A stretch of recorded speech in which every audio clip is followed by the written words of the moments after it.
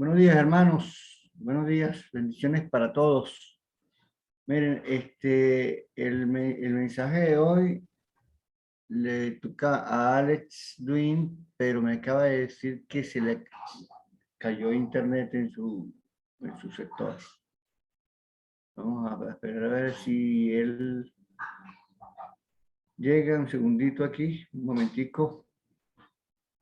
Vamos a darle un minuto. Yo tengo el capítulo preparado también, cualquier cosa, Beto. Por si no se conecta, Ale. Ok, vamos a darle unos segundos y si no le das tú entonces. Yo también estaba listo, pero vamos a esperar a ver. Ok.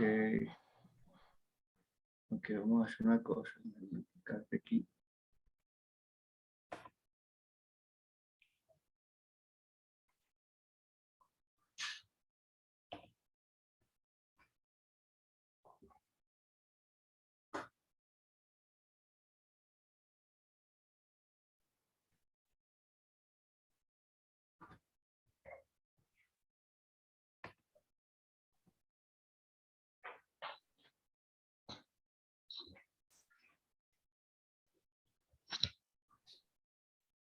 Ahora no te veo a ti, Chicho. ¿Tienes la cámara encendida? Sí, aquí estoy.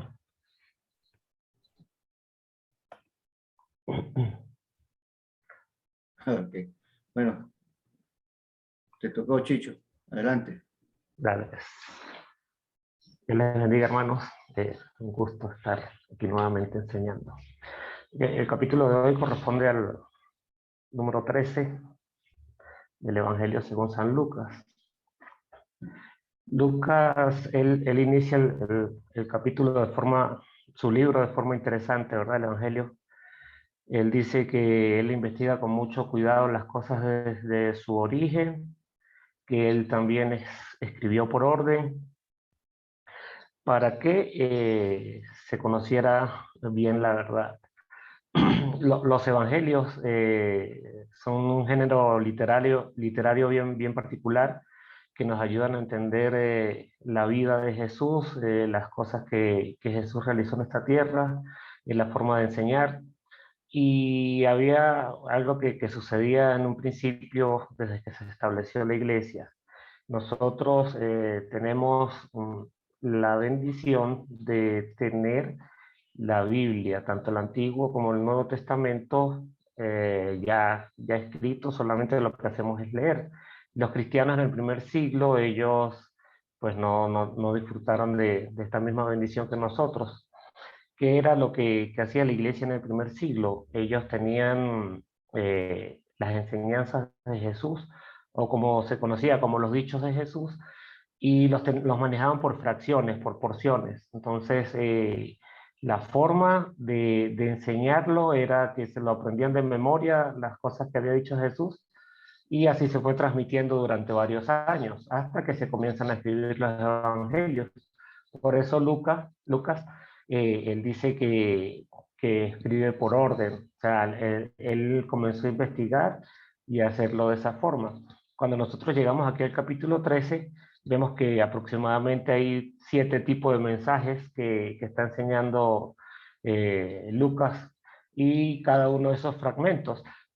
Nosotros también encontramos, por ejemplo, en el versículo 1, dice, en ese momento estaban allí algunos que le contaron el caso a Jesús de los Galileos, cuya sangre Pilato había mezclado con los sacrificios que ellos ofrecían. El, ¿qué vemos? Que nosotros cuando miramos el imperio romano, ellos le habían dado libertad de culto a los judíos. Y aquí había sucedido algo, no se sabe la forma para que los romanos atacaran a los judíos en ese entonces. Dice que esa sangre de los galileos tal vez fue algún tipo de revuelta que ocurrió ahí, o alguna situación que bueno, originó eso. Y dice que hubo, al parecer al momento que ellos estaban entregando los sacrificios, vino Pilato y los asesinó y dice que la sangre se revolvió con la de los sacrificios de ellos. Entonces, eso es lo que está mostrando ahí.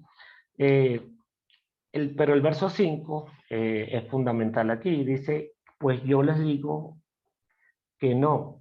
Y si ustedes no se arrepienten, también morirán como ellos. Jesús está hablando o está diciéndolo de una forma como una advertencia. ¿Por qué?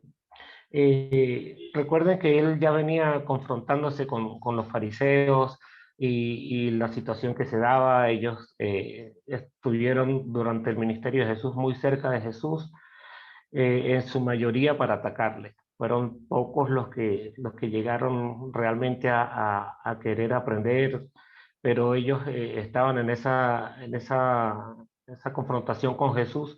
¿Por qué? Porque ellos no aceptaban la manera en que Jesús enseñaba, no querían aceptar los milagros que él hacía, su enseñanza.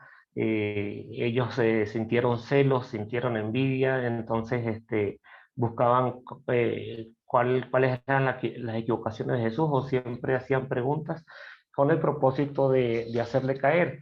Pero sabemos que Jesús, con su sabiduría y su forma de actuar, pues siempre los dejó quedar en forma que no fue agradable. Luego nosotros encontramos la parábola, dice, de la higuera estéril, y vemos que el dueño de la viña dice que se corte esa higuera porque no ha dado fruto, pero el verso 8 dice, el viñador le dijo, Señor, déjala todavía un año más hasta que yo le afloje la tierra y la abone. Cuando se tienen ese tipo de plantas, o los que saben más de siembra, y aún su árbol, ese árbol que sembraron o los árboles que sembraron no han dado el fruto, tratan de hacer un esfuerzo más para que puedan producir. Si no, pues se corta. Es como que uno siembra un árbol de aguacate y a los 3 años uno espera que comience a dar su fruto, y si no da el fruto, pues lo normal sería cortarlo. Yo recuerdo en Mérida, cuando vivía allá en Mérida, nosotros allá en el ranchito, en la casa que teníamos, habían 3 palos de aguacate, pero ellos duraron su tiempo para comenzar a dar el fruto. Y una vez que comenzaron a dar el fruto, pues daban muchísimo fruto.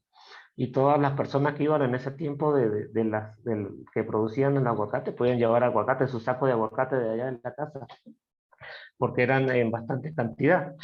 Aquí dice, ¿verdad? El dueño, córtala. Pero el que está a cargo de la tierra, el que está el señor, dale un año más, deja que yo la trate y a ver si da el fruto. Miren, los fariseos y el mundo religioso de ese entonces tuvieron la oportunidad, o sea, de adorar, de seguir, de hacer las cosas bien. Y Jesús les está dando un chance más, les está permitiendo que puedan creer un poco más, que puedan dar ese fruto en ese mundo. Desde el Antiguo Testamento nosotros miramos cómo siempre hubo un mensaje de advertencia. Los profetas fueron usados para dar ese mensaje de advertencia al pueblo de Israel, a los reyes, pero siempre fue drástico su final. Agarraban y mataban a los profetas, no estaban de acuerdo, fueron muy pocos los que obedecieron. Incluso en estos tiempos, cuando ya se acercaba el exilio, fueron esos mensajes de arrepentimiento. Y bueno, nosotros hemos estudiado en este grupo, por ejemplo, cuando se estudió Jeremías y las advertencias que se daban, y el pueblo pues quiso ser sordo. Ahí es como cuando se reprende un hijo y el hijo no quiere corregir su mal camino o no quiere atender a lo que le está diciendo su padre, pues ya las consecuencias van a ser diferentes. Luego Jesús, encontramos el relato de que Jesús sana a una mujer en el día de reposo. Y la cuestión es que lo hace cuando está reunido en una sinagoga. ¿Por qué sucede esto? O sea, no solamente Jesús le está dando importancia a la mujer, la está considerando, él dice que es hija de Abraham, el hecho de hacer el milagro, y el problema es que lo hace en día de reposo. el verso 14 dice, pero el jefe de la sinagoga se enojó porque Jesús la había sanado en el día de reposo. La sinagoga es lo más parecido que nosotros podemos encontrar es el manejo de la iglesia.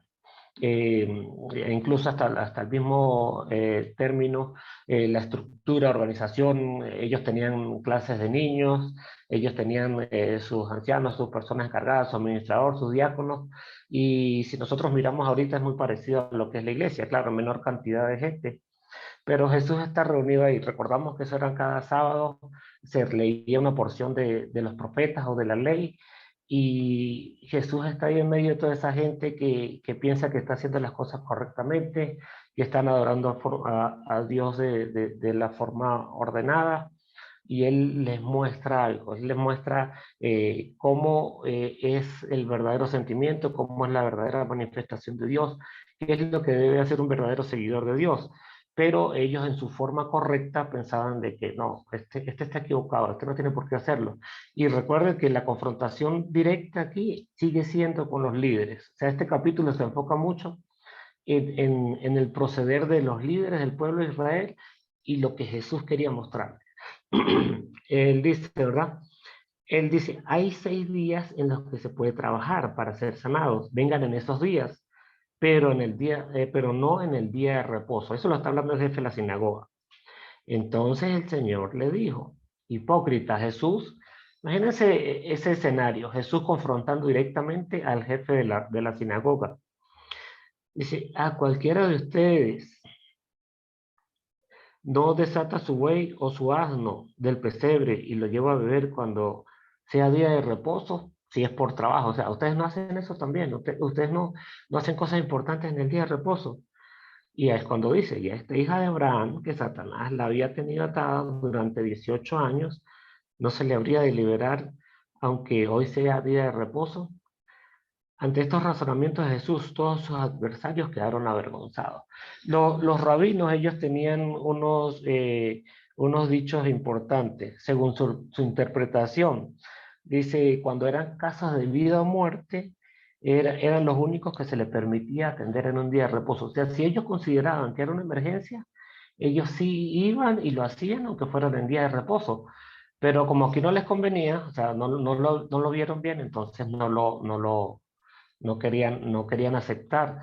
Pero lo que podemos ver es que ellos quedaron delante de Jesús avergonzados por la respuesta, por la interpretación, porque los está atacando con lo mismo, o sea, los está confrontando con lo mismo que ellos hacían.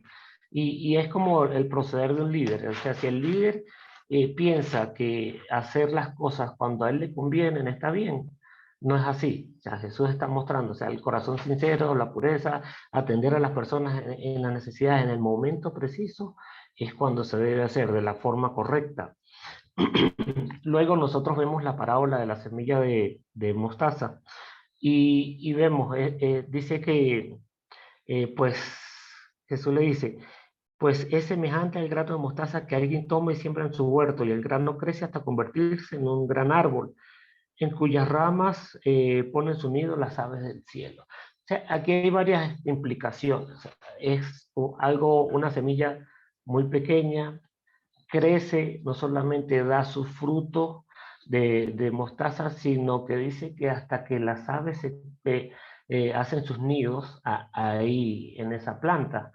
Y nosotros, por eso la compara, ese que es semejante al reino de Dios. Esa parábola la encontramos en Mateo también. Y nosotros hemos sido llamados, hermanos, para estar en la iglesia, para estar al servicio de Dios. Hay cosas en las cuales nosotros hemos hecho o estamos haciendo que no fue con el principio con el cual llegamos. Nosotros llegamos y nos convertimos en cristianos, tomamos la decisión, nos bautizamos, nos reunimos, somos fieles en la iglesia, pero Dios nos está usando para otras cosas más aún, para servir en el reino de Dios. Entonces, el alcance que nosotros podemos tener como cristianos va aún un poco más allá de lo que nosotros imaginamos. Y siempre debemos estar pues, sujetos de la mano de la voluntad de Dios. Y eso es bonito, o sea, yo ayer estaba viendo cuántos, uno saca la cuenta, ¿verdad? Hoy estamos 49 conectados ¿Y cuántos estamos afuera? ¿Cuántos estamos viviendo afuera? ¿Cuántos estamos siendo usados por Dios? ¿Cuántos están allá todavía en Venezuela que están siendo usados por Dios? Pero de dónde nacimos nosotros, dónde estuvimos, dónde nos convertimos y ahora dónde estamos y a quienes estamos enseñando, cuál es el alcance. O sea, el reino de Dios es así, o sea, es algo que crece, algo que tiene su fruto y que nosotros no podemos tener el control de eso porque estamos sujetos a la voluntad de Dios. O sea, ese árbol de mostaza, esa planta crece y aún las aves pueden venir y hacer sus nidos y posar ahí. Es lo bonito. Luego habla de la levadura. Ayer, en el capítulo de ayer, también mencionaba la levadura. La diferencia es que la levadura de los fariseos, si es el uso incorrecto. ¿Por qué? Porque la levadura de los fariseos era tomándolo de una forma mala, o sea, la mala influencia que ellos tienen. Si nosotros miramos los escritos de Pablo, los judaizantes y toda esa gente era una mala influencia dentro de la iglesia. Querían que los hermanos del primer siglo se circuncidaran y que cumplieran la ley. Pero aquí está hablando el ejemplo de la levadura. Y los que en algún momento hemos usado levadura o usamos la levadura, sabemos que cuando se le coloca un poco, o sea, son gramos que se le colocan según la cantidad de la harina que se usa, eso hace que la masa crezca y que pues según el tipo de pan o según lo que se va a trabajar con la levadura, entonces nosotros somos esa levadura para el mundo, o sea, donde nosotros estamos, cuál es la influencia que estamos ejerciendo. Beto estuvo la semana pasada allá en Yaritagua, en el retiro de predicadores, enseñándoles, entonces él fue la levadura, fue el ánimo para los predicadores en ese momento. O sea, si Gustavo está allá trabajando con la iglesia, sirviendo a la iglesia, es la levadura para la iglesia en ese lugar donde está, o el hermano Roberto, donde nosotros nos encontremos, nosotros pasamos a hacer esa levadura, o sea, la levadura en su buen uso. ¿Por qué? Porque estamos hablando de la palabra de Dios, estamos haciendo una influencia sobre los hermanos, queremos mostrarlos mejor, entonces hemos sido llamados a hacer la levadura en el lugar donde nosotros nos encontremos. Luego presenta la puerta estrecha y de esto pues se han sacado muchos estudios, nosotros hemos visto muchas enseñanzas y miren, se puede tomar el camino fácil o difícil. ¿Y qué hacían? Jesús confronta nuevamente a los fariseos aquí. O sea, ellos estaban tomando las decisiones fáciles. Ellos lo cómodo, quedarse haciendo las cosas como a ellos les parecían. Eh, eh, Ellos eran radicales en su forma de ser. Los fariseos fueron sectas una secta que surgió a raíz de una dificultad, pero luego se quedaron encerrados en sus pensamientos, en su forma de actuar y no permitieron que su pensamiento y sus ojos se abrieran cuando tuvieron al Salvador ahí en todo el frente. Entonces ellos, el camino fácil fue quedarse cómodos como estaban y no aceptar el mensaje de Jesús, los milagros de Jesús, la forma en que Jesús estaba hablando, la forma en que Jesús le estaba enseñando acerca del reino. Luego Jesús finaliza con un lamento para Jerusalén y vemos, dice, en este preciso momento llegaron algunos fariseos y le dijeron, vete de aquí porque Herodes te quiere matar. O sea, querían ahí engañarlo. Y luego el 33 dice, pero es necesario que hoy, mañana y pasado mañana siga el camino, porque no puede ser que un profeta muera por Jerusalén. El 35 dice algo, pues bien, la casa de ustedes va a quedar desolada. Y ese desolada es algo que le pasó al pueblo, o sea, la advertencia, viene el castigo, viene la desolación. Y de hecho, pues mataron a Jesús como lo hicieron con los demás profetas, pero el castigo fue tan grande que nosotros encontramos, ¿verdad? Según la historia, qué fue lo que le sucedió al pueblo de Israel en el año 70. O sea, vinieron y ellos quedaron desolados. Y fue un castigo que se les dio por su forma testaruda de actuar. Y ¿cuál sería el ejemplo para nosotros, hermano? ¿Cuál sería la advertencia? O sea, nosotros no podemos encerrarnos en nuestra forma de pensar, Siempre tenemos que estar atentos, con nuestros ojos abiertos, nuestros oídos abiertos, nuestro pensamiento abierto a escuchar y a obedecer la palabra de Dios y a poder ser esa influencia sana para el mundo que necesita, para las personas que están cerca de nosotros, que necesitan escuchar la buena voluntad de Dios. Vamos a orar. Padre, te damos muchas gracias por su misericordia, por su bondad, Padre, por acompañarnos, guiarnos y mostrarnos la excelencia en las escrituras, y debemos saber que debemos esforzarnos también por entenderlas, por comprenderlas, por saber las cosas que sucedieron y cómo aplicarla y enseñarla a tantas personas que lo necesitan en este mundo actualmente, Padre. Nos ponemos en sus manos, bendice nuestras familias, bendice a cada uno de los que estamos presentes.